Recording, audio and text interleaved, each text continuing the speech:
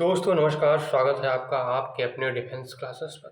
दोस्तों आज हम लोग एओसी का प्रैक्टिस सेट नंबर 3 करने वाले हैं। आप लोगों को पता है जीएस के लिए।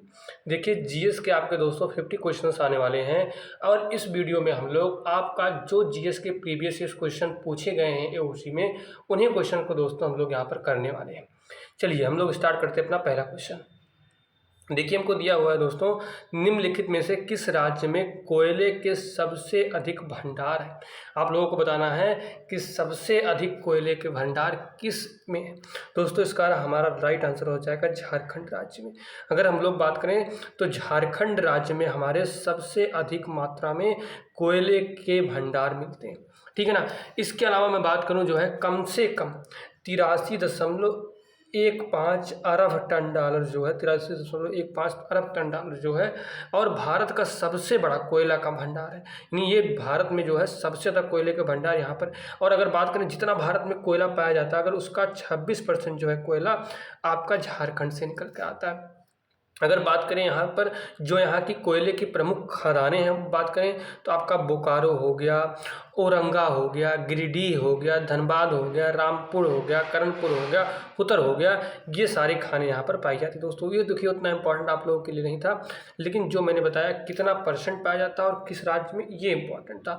यूरोपीय चैंपियन कप तथा हेनेकन कप किस खेल से संबंधित है। देखिए बहुत ध्यान रखिएगा, यूरोपीय चैंपियन कप और हेनेकन कप किस खेल से संबंधित है। दोस्तों इसका हमारा राइट आंसर हो जाएगा रग्बी खेल से। किससे संबंधित है दोस्तों? रग्बी खेल से संबंधित है। इसको ध्यान रखिएगा आप लोग, बहुत इंपॉर्टेंट क्वेश्चन है, ठीक है। और ये वार्षिक खेल होता है, यानी रग्बी जो है वर्ष में एक बार होने वाला खेल है। नेक्स्ट क्वेश्चन की बात हम लोग करेंगे, भारतीय संविधान में राज्य के सदस्यों के नामांकन की प्रक्रिया निम्नलिखित में से किस देश के संविधान से ली गई है।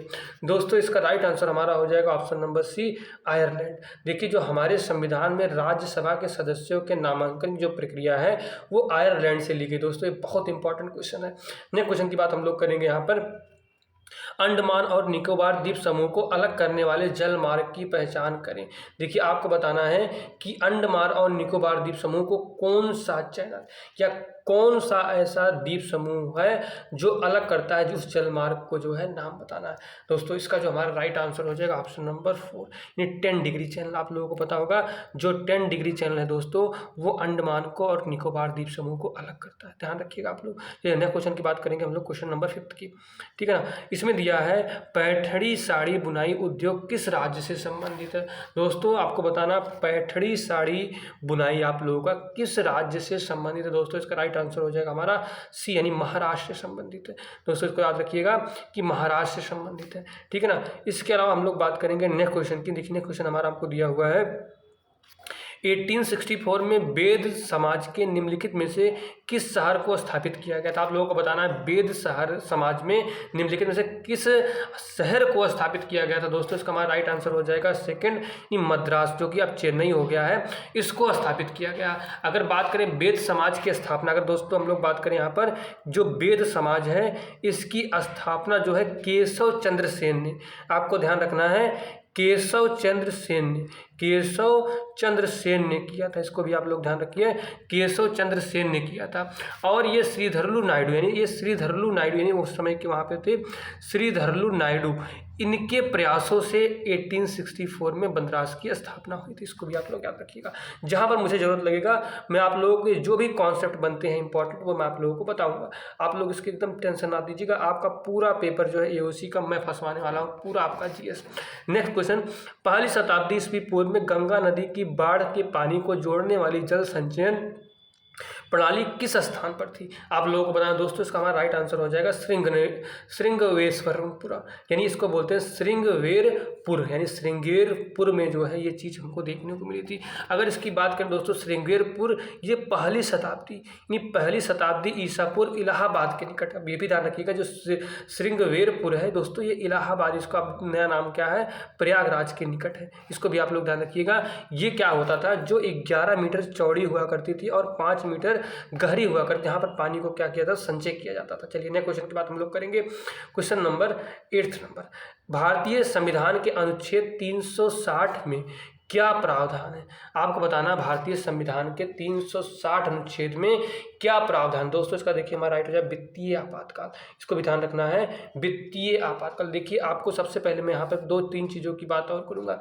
देखिए आपका अनुच्छेद 352, अनुच्छेद 356 और आपका अनुच्छेद 360, ये तीनों देखिए राष्ट्रपति की शक्ति, यानी ये देखिए ये राष्ट्रीय आपात है, ठीक है, ये सशस्त्र विद्रोह के खिलाफ है, और ये आपका क्या है, वित्तीय आपातकाल है, जो कि अभी तक हमारे देश में कभी भी वित्तीय आपातकाल लागू नहीं हुआ है। इसको भी आप लोगों को याद रखना, बहुत इंपॉर्टेंट क्वेश्चन है। चलिए नए क्वेश्चन की बात हम लोग करेंगे, ठीक है।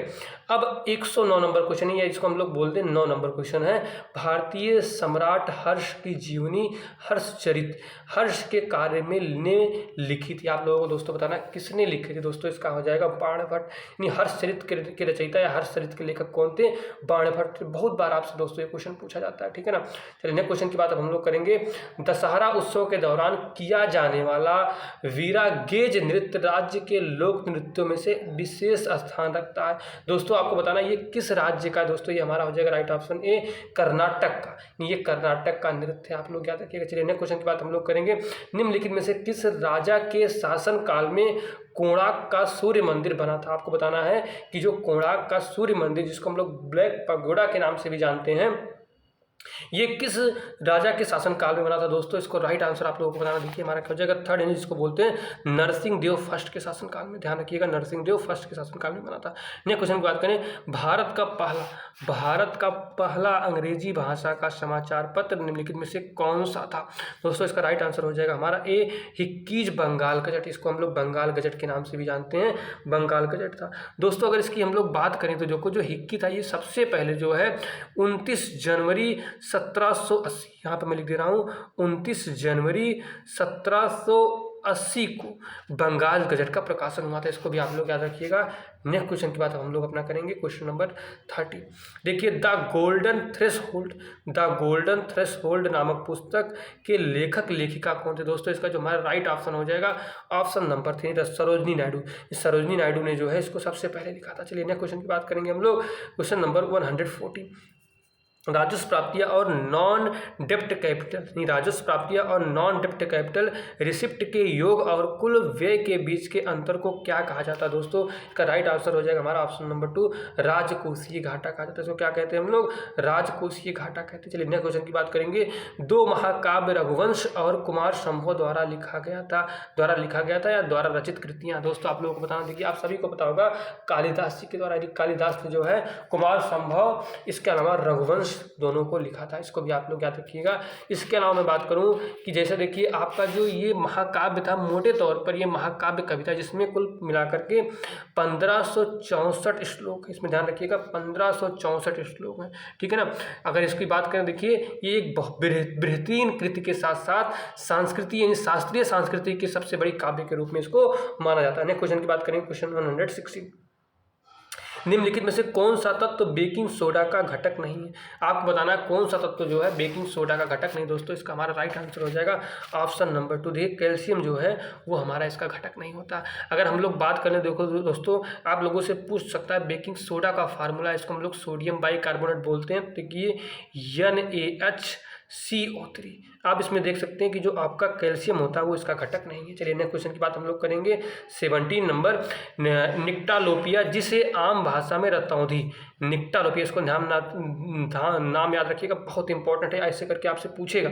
निक्टालोपिया जिसे आम भाषा में रतौंधी के नाम से जाना जाता है, किस पोषक तत्व की कमी के कारण होता है? दोस्तों आप लोग बताना, बहुत ही सिंपल क्वेश्चन दोस्तों, इसका राइट आंसर हो जाएगा option number A, vitamin A की कमी से होता है, ठीक है ना। चलिए नेक्स्ट क्वेश्चन की बात हम लोग करेंगे। पोवाड़ा नृत्य किस राज्य की प्रदर्शन कला है? दोस्तों आपको बताना पोवाड़ा नृत्य किस राज्य की प्रदर्शन कला है? दोस्तों इसका राइट आंसर हो जाएगा ऑप्शन नंबर 2, महाराष्ट्र की। किसकी है दोस्तों? ऑप्शन नंबर 2, महाराष्ट्र की। नेक्स्ट की बात करेंगे 119। निम्नलिखित किस राज्य में भित्ति चित्रकला फ्रेस्को पेंटिंग एक लोकप्रिय कला है? फ्रेस्को पेंटिंग एक लोकप्रिय कला, दोस्तों इसका राइट ऑप्शन हो जाएगा ऑप्शन नंबर 3, हरियाणा।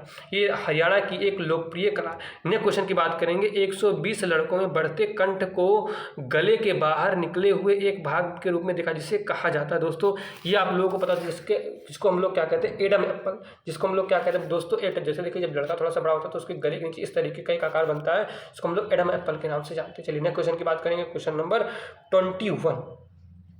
लिटमस विलियन बैगनी रंग का ऐसा रंजक होता है जिसे वर्ग के पौधे लाइकेन से निकाला जाता है। दोस्तों बहुत अच्छा क्वेश्चन है, आप लोग जानते हो कि बहुत बढ़िया क्वेश्चन दोस्तों, ये निकाला जाता है थैलोफाइटा से, इसका हमारा राइट ऑप्शन हो जाएगा थैलोफाइटा से इसको निकाला जाता है।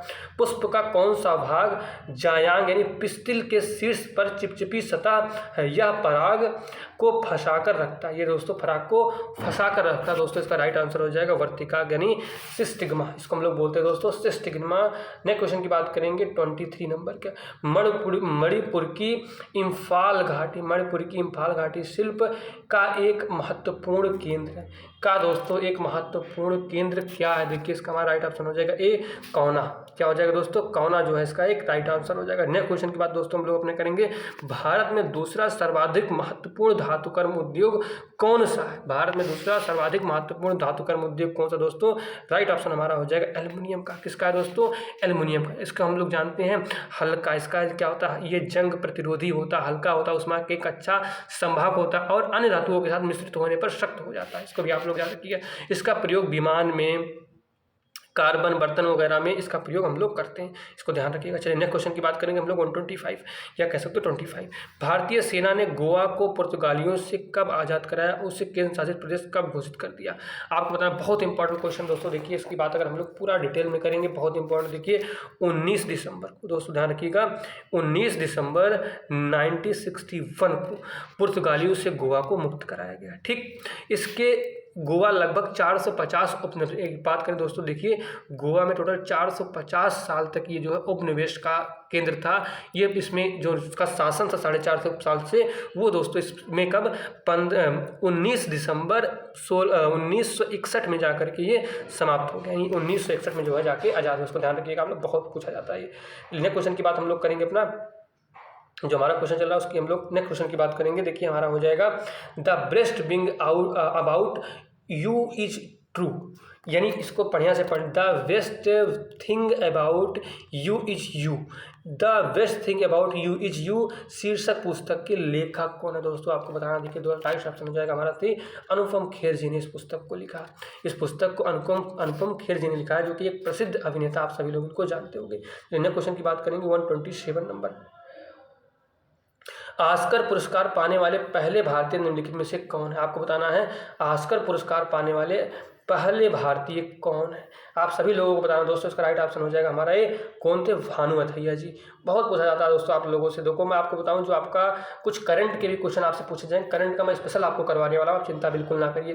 क्वेश्चन नंबर 128 का कह सकते 20, निम्नलिखित में से कौन सा ज्वारीय बंदरगाह, दोस्तों आपको बताना कौन सा बंदरगाह ज्वारीय, देखो दोस्तों हमारा हो जाएगा कांडला बंदरगाह, जो कि आप लोगों को पता है कि गुजरात में पड़ता है, यानी बात करें कांडला बंदरगाह की, जो कि आपका गुजरात में पड़ता है, ये हमारा दोस्तों एक ज्वारीय बंदरगाह है। किस आयोग ने सरकारी सेवाओं के सभी स्तरों में ओबीसी उम्मीदवारों को 27% आरक्षण की सिफारिश की थी, आप सभी लोगों को पता, और आप सभी लोग इससे भली भांति परिचित होंगे दोस्तों, इसका हमारा हो जाएगा मंडल आयोग। देखिए इसको भी आप लोग ध्यान रखिएगा कि इसे सामाजिक शैक्षिक और पिछड़ा आयोग, यानी इसको बात करें शैक्षिक सामाजिक पिछड़ा आयोग द्वारा, यानी जिसको हम लोग SEBC के नाम से भी जानते हैं, इसने क्या हुआ, भारत में स्थापना इसकी हुई थी 1979 में, और ये किसके द्वारा, जनता पार्टी द्वारा, जनता पार्टी जो सरकार थी उसके द्वारा, और इसके प्रधानमंत्री कौन थे, मोरारजी देसाई, ध्यान रखिएगा मोरारजी देसाई, तो आपसे पूछ सकता है। और ये आयोग दोस्तों कौन सा जिसने 27% OBC को आरक्षण देने की मंजूरी दी, वो दोस्तों आपका मंडल आयोग था, इसको भी आप लोग याद रखिएगा, बहुत इंपॉर्टेंट क्वेश्चन होता है। तो 30 नंबर क्वेश्चन हम लोग देखेंगे, निम्नलिखित में से कौन पृथ्वी के महाद्वीपीय द्रव्यमान के मुख्य खनिज घटकों में से एक है, निम्नलिखित में से कौन पृथ्वी के महाद्वीपीय द्रव्यमान के मुख्य खनिज घटकों में से एक है दोस्तों, इसका हमारा राइट ऑप्शन हो जाएगा ऑप्शन नंबर हमारा 3 सिलिका, दोस्तों जो सिलिका होता है हमारा ये घटक है। अब जैसे इसकी बात भी कर लेते हैं, देखिए जो सिलिका होता है ये सिलिका अल और एल्युमिनियम भी, इसको सिलिका और अल एल्युमिनियम भी कहते हैं, और ये हमारा क्या मुख्य खनिज घटक सिलिका एल्युमिनिया से जिसको बनता है, इसको भी ध्यान रखिएगा आप लोग। नेक्स्ट क्वेश्चन की बात हम लोग करेंगे क्वेश्चन नंबर 31 की। ठीक है ना। निम्नलिखित में से किस तत्व में किसी अवयव की उच्चतम ऊष्मीय चालकता और उच्चतम प्रकाश प्रवर्तन होता है? दोस्तों आप लोगों को बताना किस तत्व में उच्चतम ऊष्मीय चालकता और उच्चतम प्रकाश परावर्तन होता है। दोस्तों इसका राइट आंसर हो जाएगा ऑप्शन नंबर 4 यानी चांदी। चांदी में सारी चीज़ें हमको देखने को मिलती है। नेक्स्ट क्वेश्चन की बात करेंगे दोस्तों 132 या जिसको हम लोग कह सकते हैं 32 नंबर क्वेश्चन। साल बाई की संधि कब हुई थी? दोस्तों बहुत इंपॉर्टेंट क्वेश्चन है हिस्ट्री से रिलेटेड कि साल बाई की संधि कब हुई थी। दोस्तों इसका राइट आंसर हो जाएगा 1782 ईस्वी में। अगर बात करें साल बाई की संधि दोस्तों तो 1782 ईस्वी में हुई थी। अब इसके बारे में कुछ चीज़ देखिए, प्रथम आंग्ल मराठा युद्ध था दोस्तों। ये क्या था हमारा?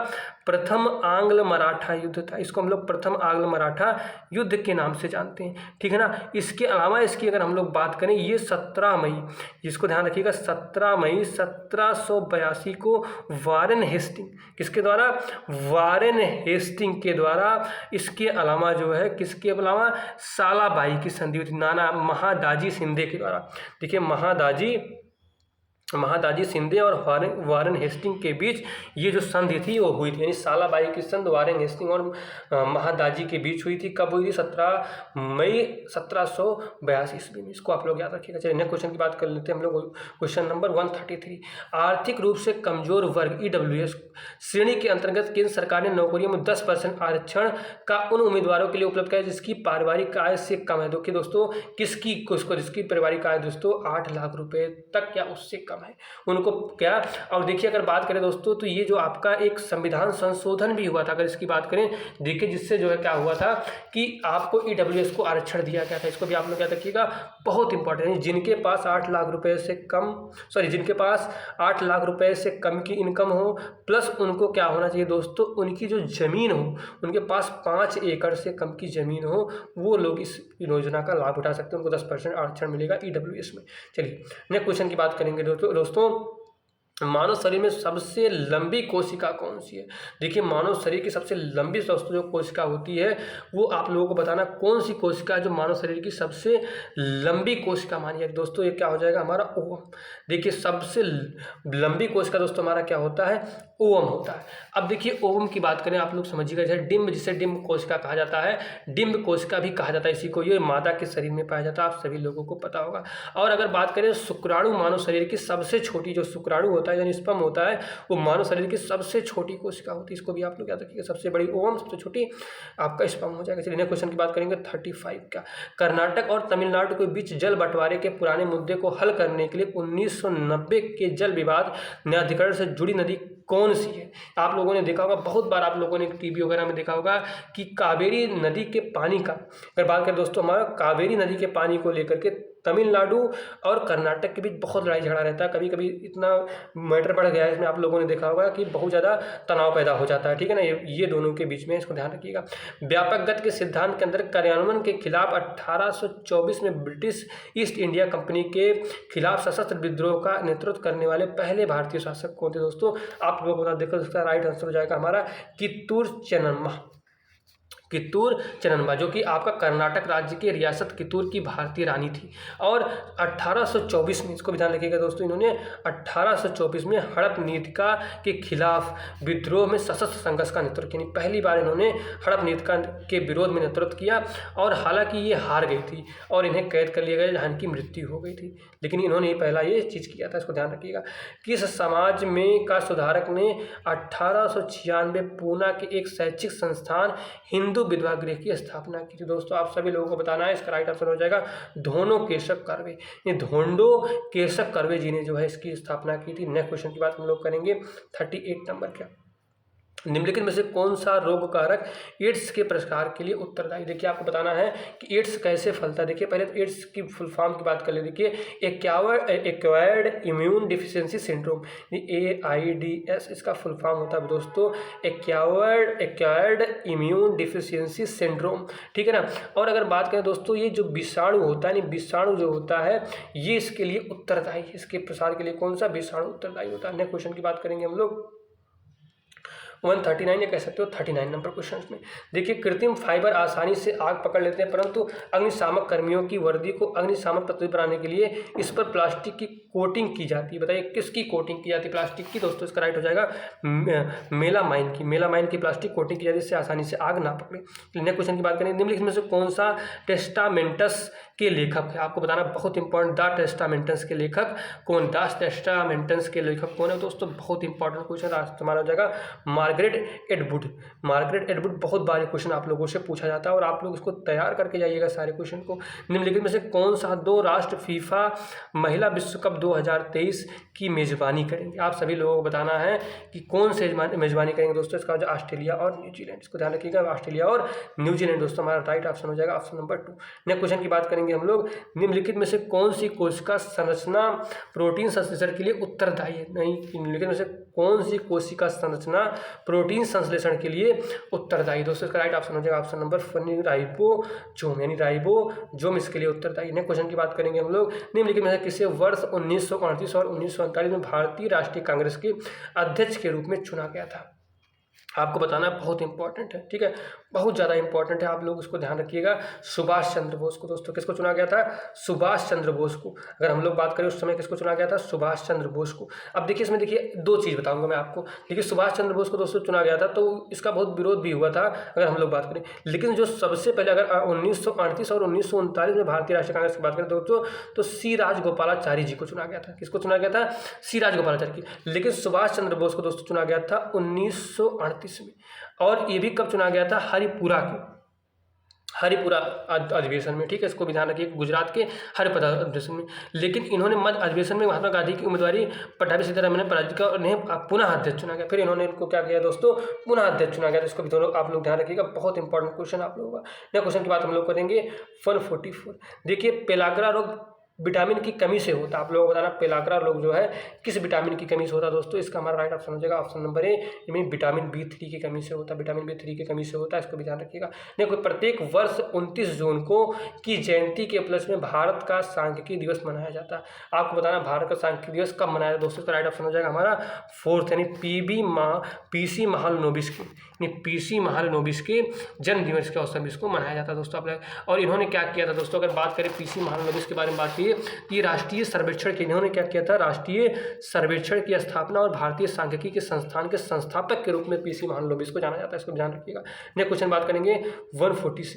मानव विकास रिपोर्ट किस संस्था द्वारा प्रकाशित की जाती है? आपको बताना है मानव विकास रिपोर्ट देखिए यूनाइटेड डेवलपमेंट प्रोग्राम के द्वारा, आपको ध्यान रखना है यूनाइटेड डेवलपमेंट प्रोग्राम के द्वारा इसको प्रसारित किया जाता है। नेक्स्ट क्वेश्चन की बात करेंगे दोस्तों 147 के बारे में, निम्नलिखित में से किस टीम ने 1975 में पहला क्रिकेट विश्व कप जीता था? दोस्तों बहुत इंपॉर्टेंट क्वेश्चन आप लोगों से पूछ सकता है दोस्तों, क्या हो जाएगा? वेस्ट इंडीज ने। और अगर बात करें दोस्तों भारत ने प्रथम बार कब जीता था? तो 1983 में प्रथम बार भारत ने। और लेटेस्ट में कब जीता था? 2011 में। और भारत ने T20 वर्ल्ड कप जीता था 2007 में, ठीक है। और भारत के एकमात्र क्रिकेटर जिनको जो है भारत मिला वो सचिन तेंदुलकर। और भारत के ऐसे कौन से 3 खिलाड़ी हैं जिनको जो है अभी जो है मेजर ध्यान खेल रत्न पुरस्कार प्राप्त हुआ है? देखिए पहले इसका नाम राजीव गांधी खेल रत्न हुआ करता था, जो कि अभी वर्तमान में ये हो चुका है। और वो ऐसे 3 प्लेयर हैं जिनको वो मिला है, जिसमें आपका MS धोनी, रोहित शर्मा और आपकी विराट कोहली जी आते हैं, ठीक है। नेक्स्ट क्वेश्चन की बात हम लोग करेंगे अब, भारतीय संविधान के अनुसार ऐसे अधिकतम कितने राज्य हैं जहां पर केवल एक ही व्यक्ति को राज्यपाल नियुक्त किया जा सकता है? भारतीय संविधान के अनुसार ऐसे अधिकतम कितने राज्य हैं जहां पर केवल एक ही व्यक्ति को राज्यपाल? दोस्तों इसका हो जाएगा कोई भी सीमा नहीं है। देखिए इसमें जो है कोई भी इसकी सीमा नहीं, इसको ध्यान रखिएगा, आप लोग कन्फ्यूज बिल्कुल मत होइएगा। नेक्स्ट क्वेश्चन की बात करेंगे, निम्नलिखित में कौन सी लिपि सभी आधुनिक भारतीय लिपियों की जननी मानी जाती है? दोस्तों आपको बताना, आप सभी लोगों को पता होगा। देखिए दोस्तों ब्राह्मी लिपि को हम लोग क्या कहते हैं? सभी लिपियों की जननी के नाम से जानते हैं। सभी लिपियों की जननी है, माता है, इस तरीके से हम लोग इसको पहचानते हैं। निम्नलिखित में से किस ग्रह का कोई उपग्रह चंद्रमा नहीं है? आप लोगों को बताना किसका दोस्तों? देखिए शुक्र ग्रह का। शुक्र ग्रह का दोस्तों कोई भी जो है उपग्रह नहीं दोस्तों, इसको भी आप लोग याद रखिएगा, बहुत इंपॉर्टेंट क्वेश्चन था दोस्तों। देखिए आज हमारा जो प्रैक्टिस सेट था 25 क्वेश्चन का दोस्तों, देखिए मेरा पूरा मोटिव रहता है कि जो 50 क्वेश्चन का जो हमारा प्रैक्टिस सेट है उसको हम लोग 25 मिनट में फिनिश करें। देखिए मैं इसीलिए जो है आपका टॉपिक वाइज लेकर लेकर के आता हूँ। आज मैं जीके और जीएस आपको करवा रहा था। और देखिए जो आपके करंट आने वाले हैं दोस्तों, मैं करंट की जो है थोड़ा बड़ी वीडियो जो है लेकर के आप लोगों के लिए आऊँगा। आप लोग वीडियो को पूरा देखा करिए, आपका पूरा 100% जो एओसी का पेपर है आप लोगों का फंसने वाला। आप सारे दोस्त जरूर देखा करिए इस पेपर को। आज की वीडियो में इतना ही। Thank you. जय हिंद, जय भारत, नमस्कार।